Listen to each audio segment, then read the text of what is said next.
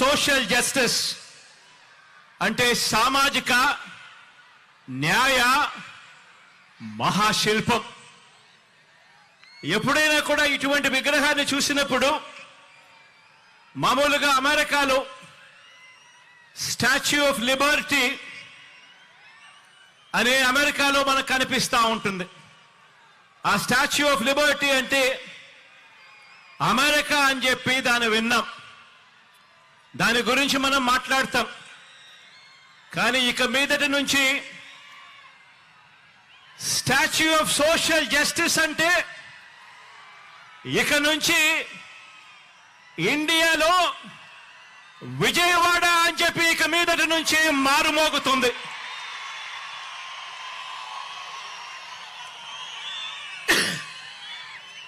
ఈ విగ్రహం మనందరి ప్రభుత్వం ఈ 56 నెలల్లో అడుగడుగునా కూడా అనుసరించిన సామాజిక న్యాయానికి నిలువెత్తు నిదర్శనం ఈ విగ్రహం ఇక్కడే విజయవాడలో ఎప్పుడు కనిపిస్తూ ఉంటుంది. ఆశ్చర్యం ఏమిటో తెలుసా? అంబేద్కర్ గారు జన్మించి 133 సంవత్సరాల తరువాత కూడా, అంబేద్కర్ గారు మరణించిన 68 సంవత్సరాల తరువాత కూడా ఈ విగ్రహాన్ని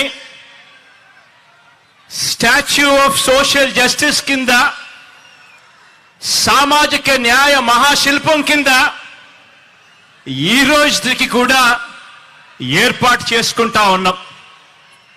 ఆలోచన చేయమని అడుగుతా ఉన్నా. ఎందుకు చేస్తా ఉన్నాము? కారణం, ఈ విగ్రహం వేల సంవత్సరాల భారత సామాజిక చరిత్రను, వేల సంవత్సరాల భారత సామాజిక చరిత్రను, ఆర్థిక చరిత్రను, మహిళా చరిత్రను మార్చిన ఓ సంఘ సంస్కర్త, ఓ మరణం లేని మహనీయుడి విగ్రహం ఈ విజయవాడలో ఈరోజు ఆవిష్కారం అవుతా ఉంది. బాబాసాహెబ్ మన భావాల్లో ఎప్పుడూ కూడా బ్రతికే ఉంటాడు. ఎప్పటికీ కూడా మన అడుగుల్లోనూ, మన బ్రతుకుల్లోనూ, మన భావాల్లోనూ ఆయన ఎప్పటికీ కూడా కనిపిస్తూనే ఉంటాడు. ఈ దేశంలో పెత్తందారితనం మీద, అంటరానితనం మీద, కుల అహంకార వ్యవస్థల దుర్మార్గుల మీద, ఆ దుర్మార్గాల మీద, అక్క చెల్లెమ్మలపై వివక్ష మీద పోరాటాలకు నిరంతరం స్ఫూర్తి ఇస్తూనే ఉంటాడు ఆ మహామనిషి. విజయవాడలో, అది కూడా స్వాతంత్ర సమర చరిత్ర ఉన్న మన స్వరాజ్య మైదానంలో, అది కూడా 75వ రిపబ్లిక్ డేకు సరిగ్గా వారం రోజుల ముందర మనం ఆవిష్కరిస్తా ఉన్న ఈ అంబేద్కర్ గారి మహాసుగ్రహం, మహాశిల్పం.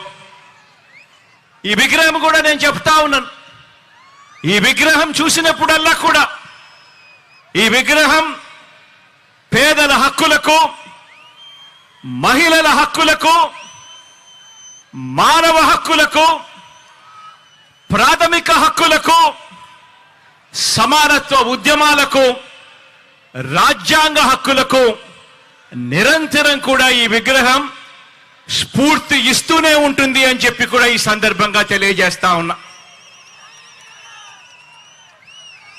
ఈరోజు ఒకసారి గమనించినట్టయితే ఆయన అంటరానితనం మీద, ఆధిపత్య భావజాలం మీద ఓ తిరుగుబాటుగా ఆయనను ఎప్పుడు చూసినా కూడా, ఆయన విగ్రహాన్ని ఎప్పుడు జ్ఞాపకం చేసుకున్నా కూడా మనకు కనిపిస్తూనే ఉంటాడు. ఈరోజు ఆయన సమసమాజ భావాలకు నిలువెత్తు రూపంగా కూడా ఎప్పుడూ కూడా మనందరికీ కూడా ఆయన గురించి ఆలోచన చేసినప్పుడల్లా కూడా మనందరికీ కూడా కనిపిస్తూనే ఉంటాడు. ఆయన రాజ్యాంగ హక్కుల ద్వారా, రాజ్యాంగ న్యాయాల ద్వారా నిరంతరం కూడా మనల్ని కాపాడే ఒక మహాశక్తిగా ఆయన మనందరికీ కూడా స్ఫూర్తినిస్తూనే ఉంటాడు. తమ గొంతు విప్పులేని దళిత వర్గాలకు, అల్పసంఖ్యాకులకు, వాయిస్లెస్ పీపుల్కు, అంటే తమ గొంతు వినిపించలేని ఆ అట్టడుగు ఉన్న ఆ వర్గాలకు ప్రత్యేక నియోజకవర్గాలను ఏర్పాటు చేయాలని, వారికి రిజర్వేషన్లు కల్పించాలని చరిత్ర గరితిని మార్చిన పూనా పాక్ట్ జరగడానికి కారకులు ఆ అంబేద్కర్ గారు. ఈరోజు దళిత జాతి నిలబడింది అన్నా కూడా, అల్పసంఖ్యాకులు నిలబడగలుగుతా ఉన్నారు అని అన్నా కూడా, రిజర్వేషన్లను కల్పించి ఒక్క తాటిపై వాళ్ళ నిలబెట్టే కార్యక్రమం జరిగింది అని అంటే అది ఆ అంబేద్కర్ గారి స్ఫూర్తి అని చెప్పడానికి గర్వపడతా ఉన్నా. ఈరోజు ప్రతి వాడలో ఉన్న ఆయన విగ్రహం అణగారిన వర్గాలకు నిరంతరం కూడా ధైర్యాన్ని ఇస్తుంది, శక్తినిస్తుంది, అండనిస్తుంది, ఒక మహాశక్తిగా తోడుగా నిలబడుకుంది.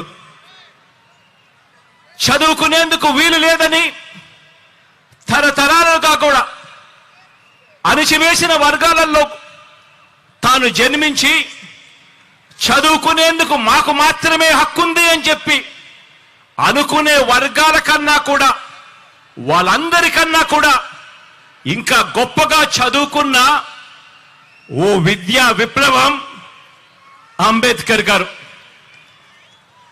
ఆయన బడిలో చదువుకుంటా ఉన్న రోజుల్లో ఆయన దళితుడు కాబట్టి తన తరగతి గదిలో మంచినీరు తాగాలంటే ఆ గదిలో ఉన్న కుండలో నుంచి గ్లాస్ ముంచుకొని నీరు తాగడానికి వీల్లేదట. ఆ బడిలో ప్యూను దళిత విద్యార్థికి నీటిని ఆయన తెచ్చుకున్న గ్లాసులో నుంచి పైనుంచి పోసేవాడట. ఒకసారి అంబేద్కర్ గారు ఆయన చెప్పిన మాటలు ఒకసారి వింటే, బడికి ఏ రోజైనా కూడా ప్యూన్ రాకపోతే ఆ రోజు నాకు తాగడానికి మంచినీళ్లు కూడా లేనట్టే అని చెప్పి అనే మాటలు ఒక్కొక్కసారి బాధ కలిగిస్తాయి. ఒక్కొక్కసారి జరుగుతా ఉన్న ఆ నిజాలను చూసినప్పుడు ఇంకా మనము ఎక్కడ ఉన్నాము అని చెప్పి అనిపించే మాటలివి. అలాంటి అంటరానితనాన్ని తాను స్వయంగా అనుభవించి దాని మీద ఒక తిరుగుబాటును, ఓ విప్లవాన్ని, ఓ స్వాతంత్ర పోరాటాన్ని, వీటి అన్నిటినీ కూడా ఉమ్మడిగా చూస్తే, ఉమ్మడి చేస్తే